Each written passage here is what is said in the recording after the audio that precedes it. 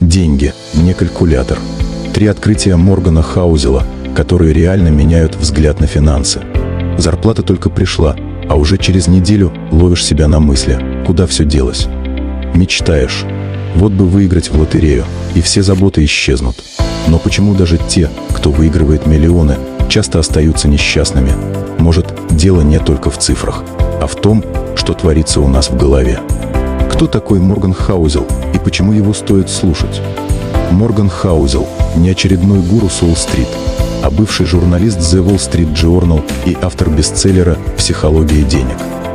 Он не учит, как заработать миллионы за месяц, а объясняет, почему даже самые умные и успешные люди совершают финансовые ошибки и как их избежать. Финансовый успех – это не знание, а поведение, пишет Хаузел. 3 открытия из психологии денег Моргана Хаузела. Первое. Деньги – это не про математику, а про эмоции. В школе нас учили считать проценты и строить графики, но никто не рассказывал, как не поддаться жадности или панике. Хаузел пишет, большинство финансовых решений мы принимаем не в Excel, а в состоянии стресса, усталости или зависти. Лайфхак. Перед крупной тратой спроси себя: я сейчас рациональный взрослый или эмоциональный подросток? Если второе, отложи покупку до завтра.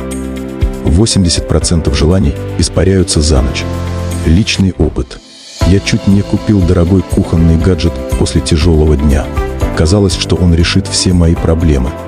Переночевал с этой мыслью и понял, что это была просто эмоциональная компенсация. Второе. Не сравнивай себя с другими. У всех разная стартовая точка. Не судите свои успехи по чужим правилам, советует Хаузел. У коллеги новая машина. Класс. Но тебе жить с его кредитом не придется. Соцсети подливают масло в огонь. У всех вокруг идеальные отпуска и гаджеты. Но никто не выкладывает фото с долгами и просрочками. Лайфхак. Заведи свою финансовую привычку.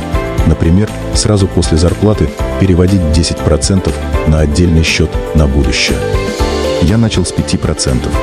И даже такая мелочь за год дала мне подушку безопасности. Впервые не пришлось брать микрозайм на ремонт. Третье. Деньги усиливают твой характер. Деньги – увеличительное стекло для личности. Если ты склонен к импульсивным покупкам, с увеличением дохода эти траты только вырастут.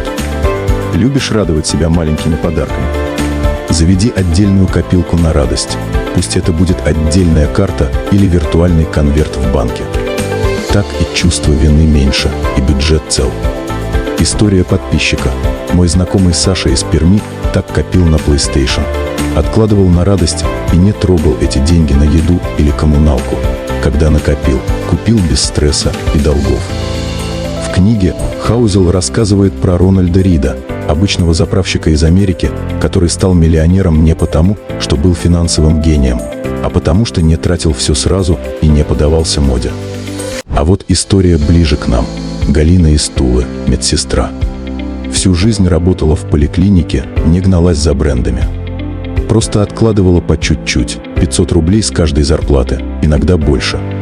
Сначала было сложно, но через 10 лет у нее накопился тихий капитал, хватило на дачу. Ремонт и даже помощь внукам. Главное – не гнаться за чужими успехами, а двигаться своим темпом. Финансовые эмоции, как они мешают. Страх потери, держим убыточные инвестиции, потому что жалко фиксировать минус. Зависть, соцсети подталкивают к ненужным покупкам.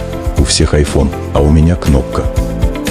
Эйфория, выигрыши и бонусы хочется тут же потратить, а не отложить. Лайфхак. Ведите эмоциональный дневник трат. Записывайте, что чувствовали перед покупкой. Через месяц увидите паттерны и сможете их контролировать. Простой инструмент. Пауза 24 часа и немного техники. Перед любой покупкой дороже 500 рублей ставь напоминание в телефоне, купить или нет. Открой заметку и коротко напиши, зачем тебе эта вещь и что ты будешь делать, если не купишь. На следующий день перечитай. Если желание не прошло, покупай без чувства вины. Если прошло, ты только что сэкономил. Автоматизация. Используй мобильные банки с функцией цели или копилки. Настрой автоперевод части зарплаты на отдельный счет, так ты не заметишь, как начнешь копить. Еще пара фишек из книги Хаузела. Финансовая независимость – это не сумма, а свобода выбора. Не обязательно быть миллионером, чтобы чувствовать себя спокойно. Пример.